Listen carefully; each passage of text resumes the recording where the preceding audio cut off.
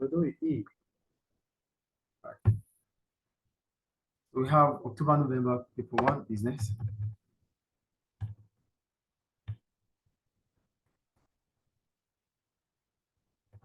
The case study is there to read. Let's go to the questions. It's define trade union. When we talk about trade union, we're talking about a group of people or group of workers that have come together to protect their interests. There might be teachers coming together to protect the interests of teachers. There might be doctors coming together to protect the interests of doctors. But they are trade unions. I think trade union is clear. Yes. The question B. By level of hierarchy. When we talk about level of hierarchy, it is just the level of authority within an organizational structure. The level of authority within an organizational structure. And when we talk about authority, we're talking about the power you have to control the affairs of your employers. The power to control the affairs of employers. That is what authority is. Clear? Yeah. So move on. So outline two advantages of SRB using delegation. When we're talking about delegation, we're talking about giving authority to subordinates to act on behalf of the manager. That is what delegation is. So what are the advantages of delegation? Number one, it motivates employees. How does it motivate employees? Because it empowers them. And when employees are empowered, it makes them to feel they are valued by employers. As a result, they are happy and they want to do better. Clear? Yes.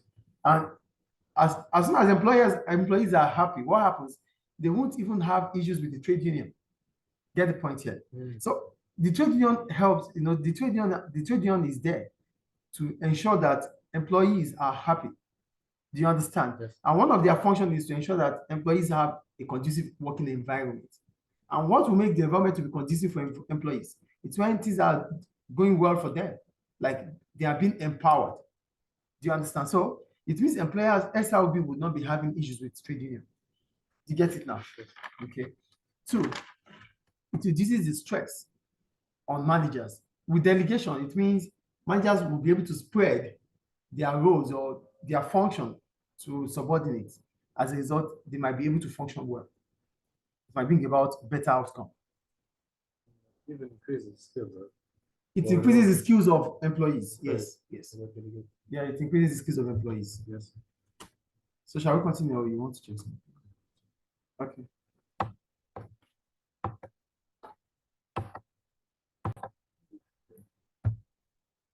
This is the AC. All right. So move on.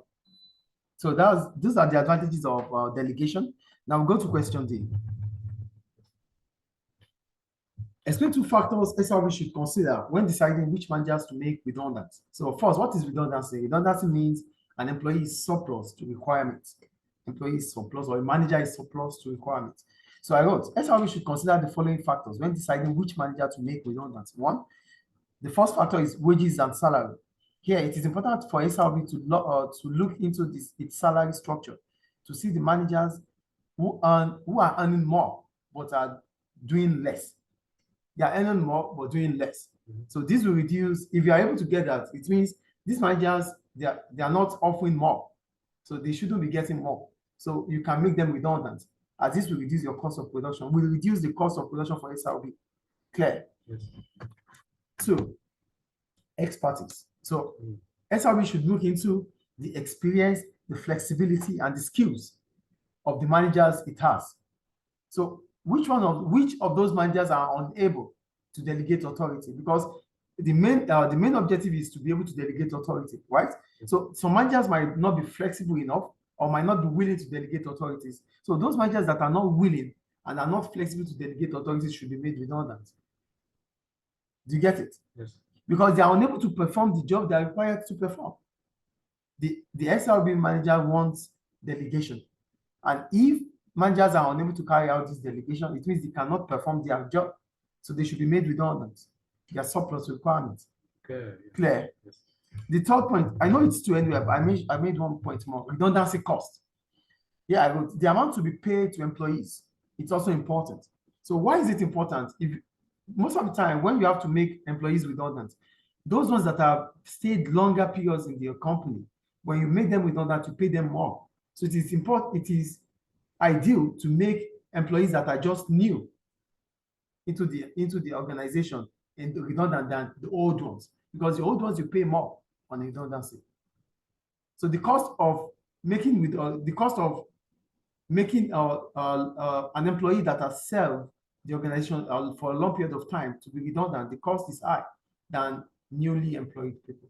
Like it's like monthly or one-time thing. No, I meant if you have spent like 10 years, it will be based on the numbers of years you spent. So your redundancy fee, the redundancy payment or the redundancy benefit you get will be based on the amount of years you have spent in the organization. Oh, So the more years you spend, the more redundant payment you get. more cost for the business. You get it, so it becomes expensive for the business. I think it's clear. Yeah. We go to E. Do you think that more advertising is a better way for a business to respond to increase competition than introducing new products and services? Justify your answer. First, what is advertisement? Advertisement brings about creating awareness about a new product or new service. Okay, so for competition is the rivalry that exists between businesses that want to sell to the same customers. That is what competition is. Then I go to advertisement and the benefits of advertisement. So I wrote, advertising may be beneficial based on the following reasons. One, it creates awareness, which might in turn increase revenue if successful. If the advertisement is successful, it might increase revenue for business. Two, it might become appealing to potential customers, which may in turn increase market share. So when you do advertisement, potential customers might see it and like they get attracted to it. As a result, your market share will increase. They start buying from you, stop buying from your competitors. You get it? Yes. However, more advertising may increase overheads of the business, raising the cost of production. Clear? Yes. The expenses of the business might increase because advertisement is part of overheads, not cost of production. It's expenses, overheads. You know, your cost of production will be linked to your sales. Your net profit will be linked with your expenses. Yes. Okay. Yeah. Is it clear? Yes. Now, going to introducing new products. This might be beneficial to the business based on the following reasons. Number one, it can attract potential customers and keep hold of existing customers, which can increase market share. You know, when you come up with new product development, that means that's innovation. It means your existing customers do not need to go to elsewhere to buy, and you might be able to even attract customers of other businesses, and your market share will increase. One, it might allow a business to gain access to new markets, which may bring about increase in revenue. However, cost of research and development might be higher, which increases the overheads of the business too. Yes. Is it clear? Yeah. So we'll move on. Question 2. Are you there? Yes.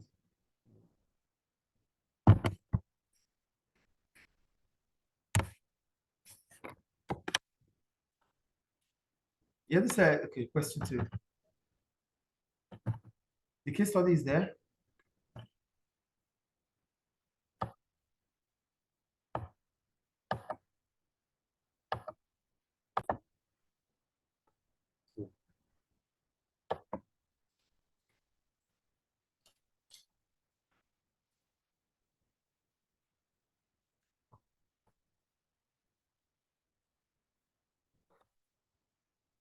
So we have the case study there to start to do.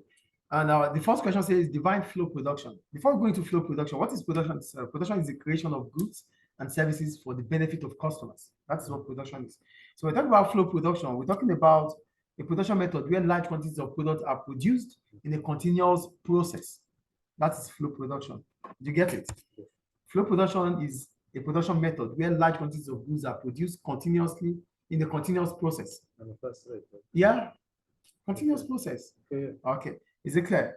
So go to question B. Identify 2 methods other than technology business can use to improve efficiency. Before we go into that, what is efficiency? Efficiency is the level of performance that uses the lowest amount of inputs to produce or to create the highest amount of output. That is efficiency. Lowest amount of input, the performance that measures the level of performance that talks about using lowest level of input to produce highest level of output. That is efficiency. Then what is productivity? Because most of the time people take productivity as efficiency. It's not the same.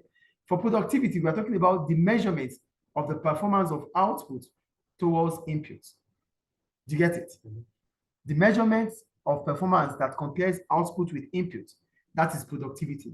the level of performance that allows you to use low level of input for output is efficiency, because efficiency deals with reduce cost of production or reduce wastage to increase or to improve quality. That is efficiency. But when you want to measure how much you have used to produce certain output, that is productivity. Okay. Do you get it? Yes. So are they the same now? No, great. So what are the methods that you can use to improve efficiency? Number one, training. Training will improve efficiency because training improves the skills of workers. And when workers become skilled, what they don't know, they start knowing more. As a result, they can perform better. Okay. Do you get it now? Yes. Training. Yeah. The second one is improve motivation. Not motivation. You said motivation. Okay. Improve motivation. Because when there's improved motivation, it brings about satisfaction and more commitment. When you are able to improve the motivation of your workers, they become more satisfied and they can be committed to that objective of yours, which is efficiency. Mm. Do you get the point here? Motivation is just a way to make people to work or to behave in certain way. That is motivation. But when you want to improve efficiency, you have to also improve their motivation. And by improving their motivation, you are improving their satisfaction, which will allow them to which will give them the flexibility to go in line with what you want them to do. Mm. Do you get it? So improving motivation can also improving communication can also increase efficiency, because when you improve communication, it means you are giving them more details about what they don't know, and that can allow them to do better. And when they are able to do better, it means they are efficient. Is it clear? Yes. So any question now about productivity and efficiency? No, great. So we'll go on. Outline 2 sources of finance why MG could use for the new technology. When we talk about sources of finance, what is finance itself? Finance is a disbursement of fund for a project. Disbursement of fund for a project, that is finance. And when we talk about sources of finance, we are talking about different ways a business could seek or could source for its fund. Yes. That is sources of finance. Then we have different types of finance. We have internal source of finance and external source of finance. When we talk about internal source of finance, we're talking about sourcing for finance within the business, probably through retained profit, personal savings, or the sales of unused assets. These are internal finance. For external, we're talking about the banks, we're talking about selling shares, we're talking about maybe hire purchase. These are all external source of finance. So I think the point is clear there. So for the sources, also crowdfunding is another example of external source of finance. So for me, I wrote sales of shares. Why did I write sales of shares for this? Because YMG is a private limited company. So it might be able to, it might be able to list its operation into to stock exchange, being able to use the IPO, initial public offering. It can become a public limited company. And becoming a public limited company would allow it to sell shares, which could add more capital to the business, which can be used for the new technology. So it could take a bank loan, which is another source of external finance. YMG needs around 60 million, right? Yes. To invest in technology with collateral, with good assets. The banks might be able to, if not all, will be able to raise a certain amount that will help for the investment in technology. Yes. Is it clear? Yes. Any question about that? Done. So we'll go to question D. Explain how each of the following problems might affect YMG when entering new markets in other countries. That means when entering a new market abroad. That is what it means. Okay. So we have the problems of entering a new market abroad. One, the problem caused by lack of local knowledge. Lack of local knowledge means YMG won't have detailed knowledge about the consumers in that locality. Mm-hmm. And not having knowledge about consumers might make YMG to produce goods that consumers will not need. Do you get the point here? Yes. Lack of knowledge means you don't understand the habits of customers abroad. So this means whatever product you produce, you might not meet their needs. Do you get it here? Yes. So not meeting their needs, yeah, you need to respond to that, right? By responding, what does YMG has to do? YMG might have to spend much money to invest on new goods or services that would go in line with the need of those customers there. That's the first point. Clear? Yes. The problems caused by import quotas. Quotas means limiting the numbers of goods that can be brought to a country, right?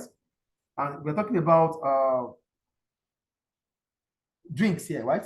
Yes. So I wrote quotas reduces the quantities of goods that can be brought into a country. This means fewer liters may be needed. As a result, prices may increase due to lack of economies of scale. So this is how it works. Thinking about quotas means YMG will not be able to sell more drinks abroad, right?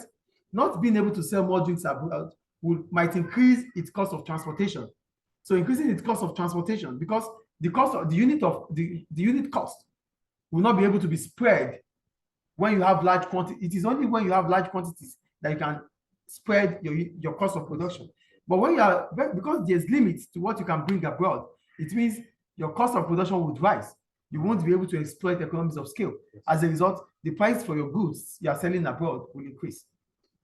Do you get it or not? This might affect the brand itself. Yeah, you won't be able to sell more. Yeah. Is it clear? Yes.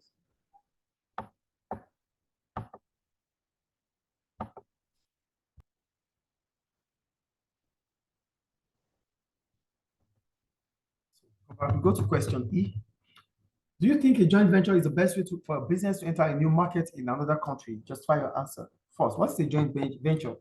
A joint venture is a business arrangement where two or more businesses come together for the purpose of starting a new business or accomplishing a task. That is what a joint venture is. Two or more businesses coming together to start up a new business or to accomplish a task. That's what joint venture is. I think the point is clear. Yes. So joint venture might be the best way to enter a new market in another country based on the following reasons. One, it allows a business to have access to local information regarding demand, which may increase sales as needs of customers will be met. When you have a joint venture with another, when you open a joint venture with a new business abroad, it means the business abroad has local knowledge about things within the country. That gives you access to information. So you having access to information allows you to produce goods and services that are needed in that market. Yes. Remember the lack of knowledge we talked about in the first one. So here, joint venture would solve that problem. Do you get the first point I made? Yes. Two, access to specialist staff and technology. As joint venture bring about putting resources together, this might reduce the cost of production. When you are coming up with a joint venture, you are doing it with a business that has resources too. So that means whatever resources you have will be an improvement with the ones you are coming up with or you are joining with. So that should bring about efficiency and productivity too. Clear? Yeah. However, there might be disagreement in management styles. This joint venture, like your business, my business, we are coming together to form a new business. I have my leadership style, management style, you have your own management style. So if our management style clashes or are not the same, then there might be disagreement. And this might bring about poor decision making. Yes. Do you get it? In summary, it is important for YMG to check other methods of expanding into a new market. For example, franchising or internal growth and so on, before it takes the final decision. Clear? Yes. So you have to mention that there are also other means of expansion, not just joint venture. Agencies are not one of them. Yeah, you can use agencies to enter abroad. Yes, agents. Agents. Yeah. Because agents becomes a middleman between you and the customers. So agents have more knowledge too. So they give you the information you need about the local market. Yes. Clear? Yeah. Go to question 3. Housing is a sole trader. The case study is there.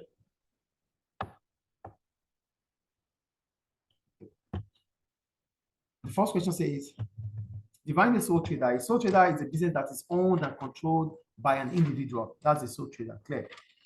Then we have to calculate for X and Y. For X, which is net profit. Net profit is gross profit minus expenses. So gross profit here is 16,800. Net profit is expenses is 8,400. That gives us 8,400. Clear? Then we have Y, which is the cost of sales. For cost of sales, it is revenue minus gross profit. That's 25,000 minus 18,000, which is 7,000. Clear? Yeah. So go to C. State four factors that can influence the amount of inventory a business might hold. Here we're talking about inventory control. And what is inventory control? This is a system that monitors the flow of inventory within a business. A system that monitors the flow of inventory within a business. That's inventory control. How inventory comes in and go out. How you want to keep them and how do you have to sell them. That is inventory control. Do you get it? So what are the factors that influence inventory control or keeping inventory here? One, demand from customers. So what do I write about demand from customers? I wrote a business might keep hold of large inventories if the demand is increasing, so as not to get the customer disappointed. So if the demand for your products are increasing, so you have to keep them so that when customer comes, you are able to sell to them. They won't get disappointed. If they are unable to get from you, they go to your competitors. Yeah. Two, availability of storage. So do you have space to keep these inventories? So if you want, they might be up, yes, you might want to keep inventory, but do you have the space to keep them? If there are no space to keep them, then there's no point. You cannot keep hold of inventory. So one of the factors that will determine if you are able to keep inventory or not is the space you have available. Yes. Do you get it? Yeah. Is it confusing or what? Yeah, space. Do you understand? Yeah, I understand because Do you have a question about it? if you can get give me more details, yeah. Okay. We are talking about reasons why we can. Reasons are the same as factors. Yeah. Reasons why we can keep hold of stocks. Oh, we need to keep 10,000 bottles of water. We don't have the space to keep them. We cannot keep them. Oh, okay. Do you get it? Yes. So we are talking about reasons, factors that will determine if we can or we can't. The availability of space. Availability of space. Okay. Availability of storage. Yes. So as I wrote, the storage space available to keep inventories can also determine the level of stock that can be kept. If you have more storage, you keep. If you don't, you can't. That's availability. Now, the cost of storage.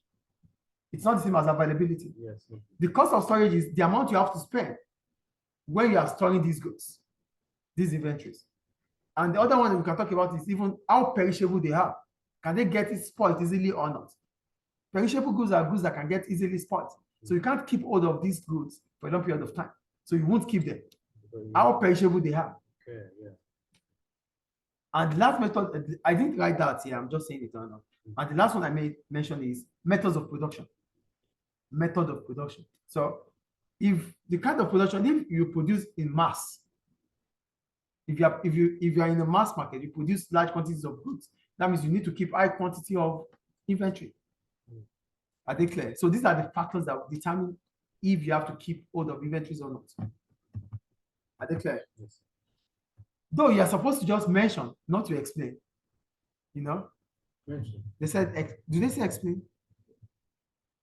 State 4, just state. Cost of storage, method of production, these are what you are supposed to say. But I only explain. Okay, yeah. Not because of today, maybe another day. Yes. Okay. Yeah. Yeah. You got it? Okay. So go to question D. Explain one advantage and one disadvantage to health team of operating in a niche market. What's a niche market? A niche market is a market segment for specific customers. A market segment for specific customers. That's a niche market. Yeah. So what are the advantages of, or what is the advantage of a niche market? One, lack of competition. Yeah. So how is lack of competition an advantage for a business operating in a niche market? It becomes easier for such business to keep hold of its customers and existing and potential customers because you are the only one selling to them. So there's no other competitor selling what you are selling. Also increase prices. Yes, that's another advantage. You can charge premium prices. Yeah. Because you are selling to specific customers. Clear? And that increases your revenue. So what is the problem about a niche? Okay, I got two things here. Customers may be willing to pay higher prices for specialist service too, because it's a specialist clothing service. Okay, yeah. So what are the disadvantages? I got two. One, a niche market operates a smaller scale because it's a market segment. Yes. So you operate on a smaller scale. What does that imply? It implies that you won't be able to exploit economies of scale. And not being able to exploit economies of scale means your cost of production will decrease. You have a high unit cost of production. Yes.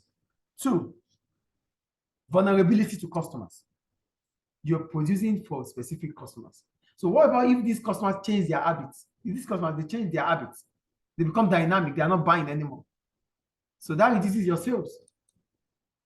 You are vulnerable to your customers because you are in operation, you are in production, you are in business because of those customers. So if they stop buying, then what happens to your business? So you are vulnerable to the customers. That's the point. Is it clear? Yeah. We move on to E. He said, do you think LT should be pleased with the financial performance of his business? Justify your answer using appropriate ratios. Yeah, how do we use ratios? We have to use gross profit and net profit ratio here. So we'll go back to the information. So first, we have to when you have to compare the last year with the previous year with the present year. The previous year is 2018, the present year is 2019, right? Mm-hmm. So first, the gross profit margin for 2018 is 16,800 divided by 24,000 multiplied by 100, which was 70% in 2018. In 2019, we have 18,000 divided by 25,000 multiplied by 100, which was 72%. So the gross profit margin increased by 2% from 2018 to 2019. Get that point clear? Mm-hmm.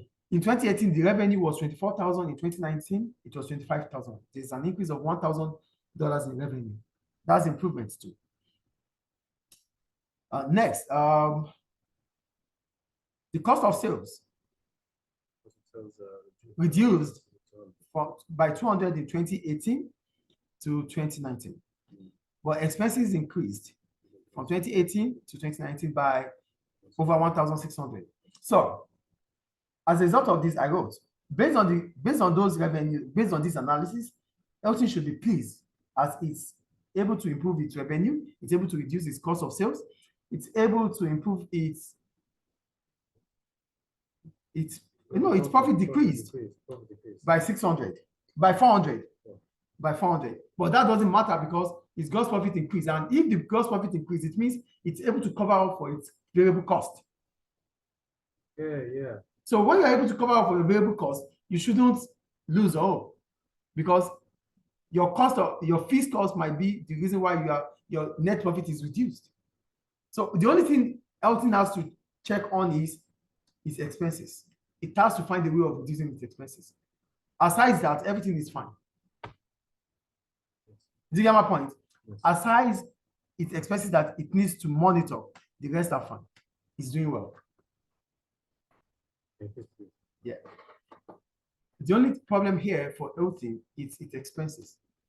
The gross profit are fine. It means LT is able to cover up its variable cost, which is good for the business. Yes, the profit, the overall profit decreases by 400, but you have to think about the gross profit, not the net profit, because the gross profit talks about covering your cost of production, which is more important. That means your business is still doing well.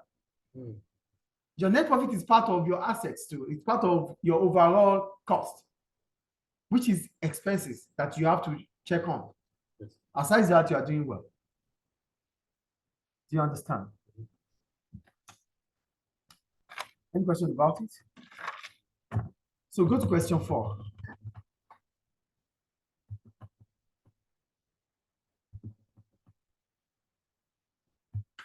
Yeah, the case study is there.